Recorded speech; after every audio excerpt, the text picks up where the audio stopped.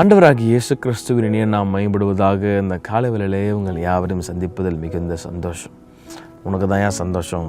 எனக்கு இந்த வருஷம் ஆரம்பித்ததுலேருந்து மறுபடியும் போராட்டம் ஆரம்பிச்சிருச்சு. புலம்பல், என்ன பண்ணுறதுனே தெரில. பிள்ளைகளுடைய ஃபீஸை கட்டணும், காலேஜ் ஃபீஸை கட்டணும், குடும்பத்தை பார்க்கணும், வேலையும் நினச்ச மாதிரி இல்லை அப்படின்னு பலவிதமான புலம்பல். இன்றைக்கி மனிதர்களாக நாம் புலம்பிக்கொண்டே இருக்கிறோம், புலம்புறோம், நிறையா புலம்புறோம்ல. ஒருவேளை உங்கள் கணவன்கிட்ட புலம்பிட்டு இருக்கிறீங்களா? உங்கள் மனைவிக்கிட்ட புலம்புறீங்களா? எல்லாருக்கும் எல்லாம் இருக்கிறாங்க, ஆனால் எனக்கு யாரும் இல்லை புலம்புறதுக்கு. என் புலம்பெல்லாம் எப்போ மாறும் அப்படின்னு ஒரு எதிர்பார்ப்போடு இந்த காலவேளையில் இந்த சத்தத்தை எதர்ச்சியும் ஆண் பண்ணி ஒருவேளை கேட்டுக்கொண்டிருக்கிற அன்பு சகோதரன், அன்பு சகோதரியே, உன்னை நேசிக்கிற கிறிஸ்து உனக்காக ஒரு வாக்கு கொடுக்க விரும்புகிறார். உன் புலம்பலை அவர் ஆனந்த களிப்பாய் மாற்ற விரும்புகிறார்.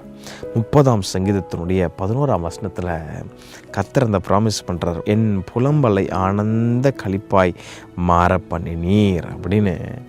தேவன் மேல் நம்பிக்கை வைத்த ஒரு தாசன் வெளிப்படுத்துகிற விசுவாசத்தை இங்கே பார்க்க முடியும். என் புலம்பலை ஆனந்த களிப்பாய் மாற பண்ணுகிறீர் அப்படின்னு சொல்கிறார்.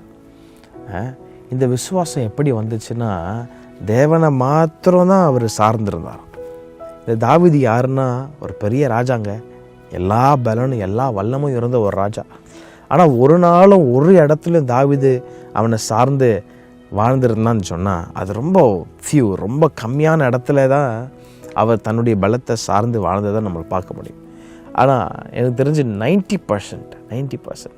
அதனால தான் அநேக இடத்துல அவர் வெறுத்து பாடுகிற ஒரு பாடல், என் பலனாகிய கர்த்தாவே. தாவீது வாழ்க்கையில் ஒரே போராட்டம், புலம்பி தள்ளுறார். ஆனால் அந்த புலம்பலெல்லாம் அப்படியே முடிக்காமல் தேவன் மேல் வைத்திருக்கிற விசுவாசத்தை அழகாக வெளிப்படுத்துகிறார். என்னென்னா, என் புலம்பலை ஆனந்த களிப்பாய் நீர் மாற பண்ணுவீர். இன்னைக்கு நீங்கள் ஒரு அறிக்கை செய்ய போகிறீங்க. உங்கள் வாழ்க்கையில் புலம்பல் இருக்கலாம், போராட்டம் இருக்கலாம், அது குறித்து ஒரு நாள் கவலைப்படாதீங்க. என்ன பண்ண போகிறீங்கன்னா, என் புலம்பலை நீங்கள் ஆனந்த களிப்பாக நிச்சயம் மாற பண்ணுவீங்க அப்படின்னு நீங்கள் நம்பிக்கையாக நீங்கள் அர்ப்பணிக்கும் போது கர்த்தர் நிச்சயமாக உங்கள் புலம்பலை ஆனந்த களிப்பை மாற்றுவார்.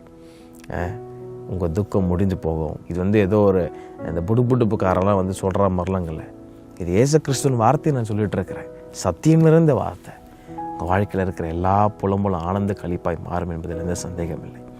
தேவ சமூகத்தில் உங்களை அர்ப்பணிங்க. உங்கள் நம்பிக்கை, உங்கள் ஃபோக்கஸ், உங்கள் பலன் எல்லாம் அவரே சார்ந்ததாக இருக்கட்டும். உங்கள் புலம்பல் நிச்சயமாக களிப்பாய் மாறும். கர்த்தர் தாமே உங்களை ஆசீர்வதிப்பாராக. ஆமென்.